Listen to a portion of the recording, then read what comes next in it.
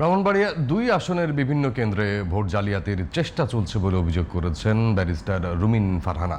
সকাল 9:15টার দিকে শাহবাজপুর উত্তর সরকারি প্রাথমিক বিদ্যালয় কেন্দ্রে ভোট দিয়ে সাংবাদিকদের কাছে এমন অভিযোগ করেন তিনি। রুমিন ফারহানা বলেন, বিনা কারণে রাতে নোয়াগাঁও ইউনিয়ন থেকে তার ২ কর্মীকে ধরে নিয়ে গেছে।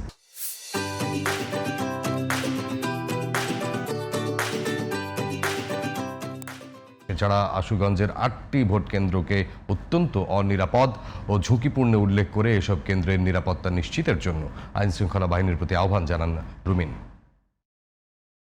বিভিন্ন জায়গায় তারা সিল মারার চেষ্টা করছে, বিশেষ করে আশুগঞ্জে আমাদের ৮টা ইউনিয়ন ৮টা কেন্দ্র অত্যধিক ঝুঁকিপূর্ণ। দুপুরে তারা সিল মারার একটা পায়তারা করছে বলে আমার কাছে খবর এসছে। আমি সেনাবাহিনী, পুলিশ, সবাইকে, ডিসি সবার কাছে আমি এই কেন্দ্রগুলোর নাম পাঠিয়ে দিয়েছি।